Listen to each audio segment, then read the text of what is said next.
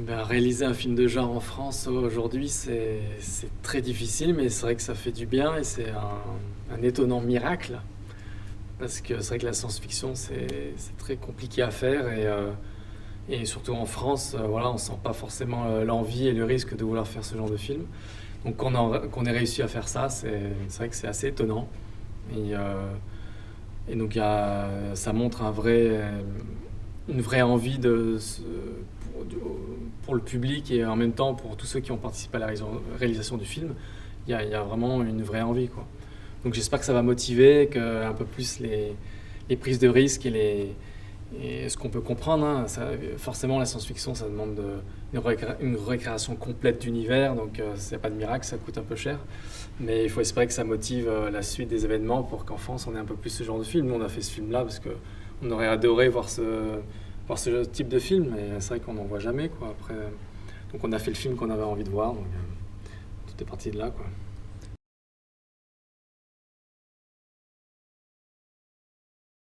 C'est Du vrai que coup, on fait ce métier pour ça, c'est pour justement transformer le rêve en réalité. Et c'est vrai que c'était hallucinant de voir les designs de nos vaisseaux, les intérieurs du cockpit ou la salle qu'on avait dessinée, tout d'un coup prendre des dimensions à l'échelle une. Et c'est vrai que c'était jubilatoire. On fait ça pour créer des univers complets. Et quand on voit que les gens nous suivent et qu'on arrive à réaliser ce qu'on a dessiné, designé, c'est tout simplement génial. On se dit que c'est pour ça qu'on fait ce métier-là, quoi. Après, évidemment, on l'a un peu arraché au système, mais je pense que ça vaut le coup de se battre. Et c'est vrai que c'est génial. C'est super.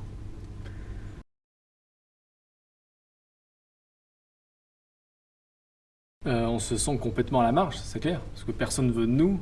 On fait peur, personne ne sait comment on va faire le film. Et même ceux qui nous suivent, ils savent pas à quoi ça va ressembler, le film final. Ils savent même pas comment on va réussir à le faire. En fait, il n'y a que nous, il n'y a que cet Ackerman qui sait que rien ne l'arrête.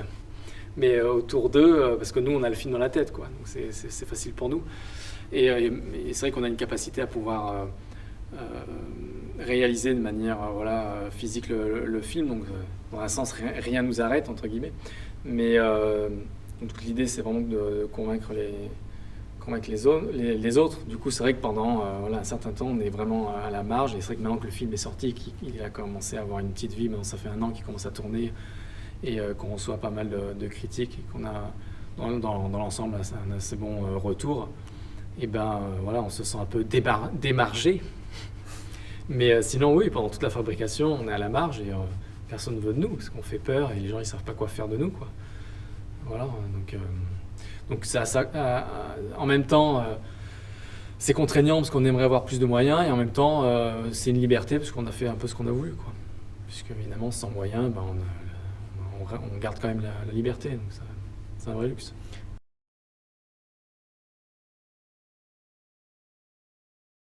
Il n'y a pas de recette miracle. Nous, pour convaincre un peu et rassurer les producteurs, c'est vrai qu'on a fait du crowdfunding et c'était pas du tout gagné.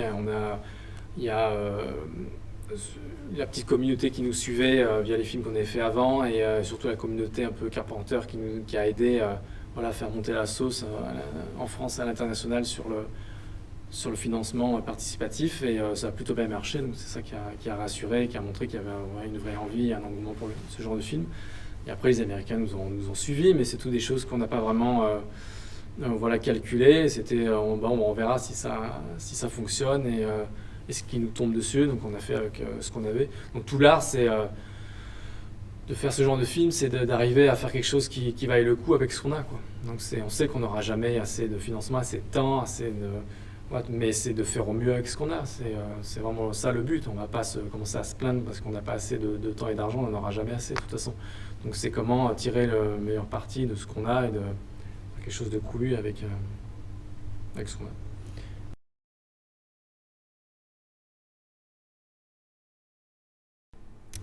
Bah oui, clairement. C'est clair que après notre public a été très patient. Parce que depuis le premier crowdfunding, ça doit remonter à même plus de 2 ans maintenant. Et donc il y en a qui se sont bien énervés, mais la plupart ils sont quand même patients.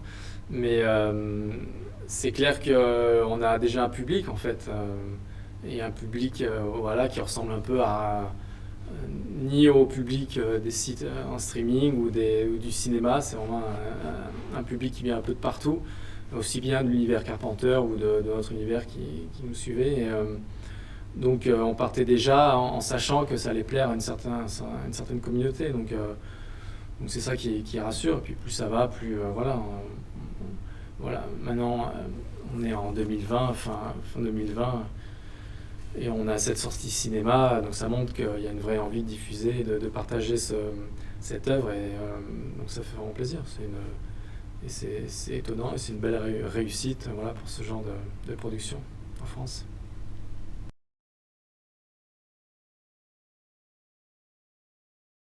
Alors sur les équipes qui nous ont suivis, la première année c'était beaucoup de préparation. Donc là les équipes elles sont petites, hein, c'est 7 Ackerman, c'est 2 personnes.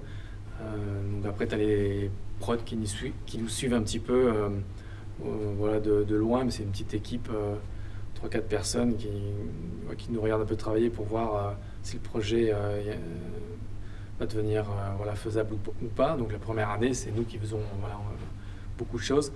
Et à partir du moment où voilà, on a réussi à trouver assez de financement et de lancer la production, bah là, ça commence par la construction des corps.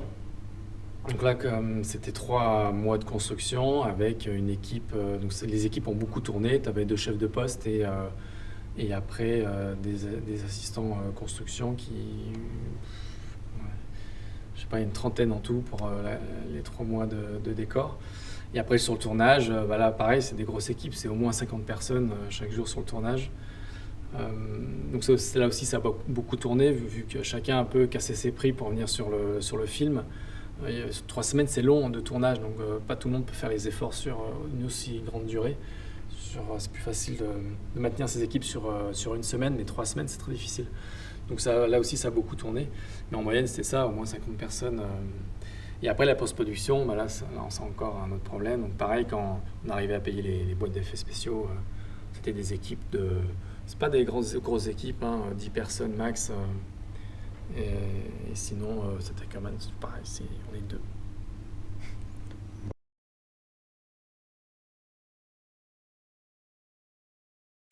Donc, si les choses sont en train de changer, c'est difficile parce que ça change pas, mais ça évolue constamment. C'est clair que le cinéma de maintenant, la production cinématographique, elle ressemble en rien aux années 80, 90. Voilà, c'est vraiment plus du tout le même monde.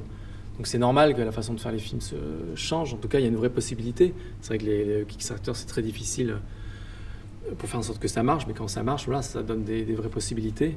Et puis avec les partenariats américains, on n'y croit jamais, mais France-États-Unis, voilà, c'était un partenariat où ça a montré que le savoir-faire français, financé par voilà, une force de financement américain, c'est possible. Donc c'est vrai que... Donc il faut réinventer, je pense qu'il faut créer son propre modèle, parce que si on pense qu'on va financer son film de manière classique, ça risque d'être difficile et on risque d'attendre longtemps. Donc il faut trouver le modèle qui nous corresponde. C'est vrai que maintenant il y a plein de possibilités. C'est vrai que les plateformes de streaming permettent de faire exister ton film, alors qu'avant ça ne pouvait pas exister. Nous, le cinéma, on ne pensait pas du tout sortir au cinéma, on pensait que c'était pas du tout pour nous, quoi. Mais on se disait, on a les plateformes, au moins notre film existera en plateforme et c'est déjà très bien. Mais le cinéma nous tombe dessus et on pouvait pas espérer mieux. Donc il faut créer, je pense, son modèle. C'est ça qui est bien maintenant, dans notre époque, c'est que je pense qu'il y a possibilité de trouver un peu la manière de financer qui nous convienne, qui convienne au projet, quoi.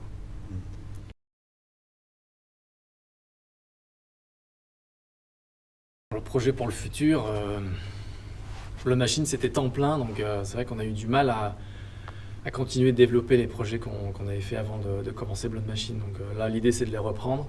Et puis, on commence à avoir des projets, évidemment. On nous envoie des scénarios, on nous envoie plein de trucs. Donc, il faut Mais on a à cœur de développer nos propres projets. Enfin, en tout cas, dans un premier temps, de développer nos propres projets. Et sans nous couper de ce qu'on peut nous proposer, mais au moins d'avoir sous le coude des projets qui nous est propre.